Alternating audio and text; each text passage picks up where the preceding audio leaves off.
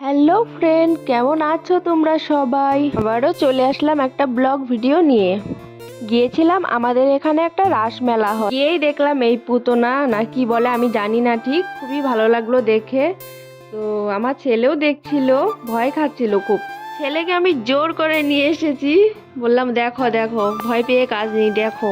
তারপর রাসে আমরা ঢুকে প্রথমেই আমরা ঠাকুর দর্শন করে নিলাম। তো গুড্ডু আর ওর পাপা এটা ঘোরাচ্ছিল। তো এটা মেলাতে আসলে নাকি ঘোরাতে হয়, এটাই নাকি মেন। তো যাই হোক, এখন কিন্তু ঘোরাবো আমি। তো আমি ঘোরানোর জন্য গেলাম, গিয়ে একটু প্রণাম করে নিলাম। প্রণাম করে এখন ঘোরাবো।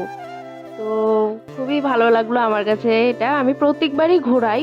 আমি শুধু একটা কথাই ভাবছিলাম যে আমি এটা কতবার ঘোরাবো, ঠিক কতবার ঘোরাতে হয় আমি কিন্তু নিজেও জানি। আমি শুধু ঘুরেইছিলাম আর আমি আমার বরকে বললাম দেখো এটা কতবার ঘোরাতে হয়, দেখো আমি কিভাবে হাসছিলাম, আমি ঠিক জানি না। তোমরা যদি জেনে থাকো আমাকে অবশ্যই বলো কিন্তু। তোমরা আমার ভিডিও কোথা থেকে দেখছো অবশ্যই কমেন্টের মাধ্যমে আমাকে বলো। দেখো বন্ধুরা, আমার ছেলেকে নিয়ে চলে আসলাম এটাতে। আমার ছেলে খুবই খুবই খুবই মজা করেছে এটাতে। তো আমারও দেখে খুবই ভালো লাগলো। এখানে আমরা দাঁড়িয়েছিলাম। তো আমরা মেলাতে কিছু খেতে পারবো না, কেননা আমাদের মানে কার্তিক মাস, আমরা 1 মাস নিরামিষ খাই। তো আমার ছেলে একটু ঘোরাঘুরি করলো, খুবই এনজয় করলো, আমার দেখে খুবই ভালো লাগলো। তো আমিও ছোটবেলায় এখানে উঠেছিলাম, এখন বড় হয়ে গেছি, আমাকে উঠতে দেয় না। ওর পাপা ভিডিও করছিল, এদিকে আমিও ভিডিও করছিলাম। ওর তো মনে আরো ফুর্তি লেগে গেছে, ও পুরো ডান্স করছিল, দেখো কিভাবে নাচ করছিল।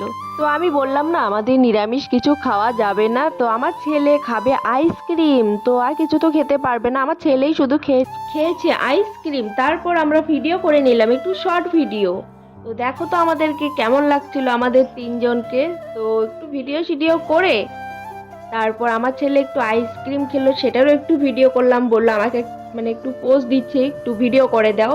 তো যাই হোক, এগুলো সব করে আর একটু ভিডিও করে একটু ঘোরাঘুরি করে তারপর ঠিক একটু পান খেয়ে তারপর ভাবলাম এটাতে উঠবো। তো মনে খুবই সাহস নিয়ে চলে গেলাম উঠবো। তারপর কিছুক্ষণ দাঁড়িয়ে থেকে চিন্তা ভাবনা করে তারপর আর ইচ্ছা হলো না, বললাম না না আমি উঠবো না, বাড়ি চলে যাব। তো ফাইনালি আমরা বাড়ির দিকে রওনা হয়ে গেছি। তো এখানে সবাই আমরা তো টাটা বাই বাই, সবাই ভালো থেকো।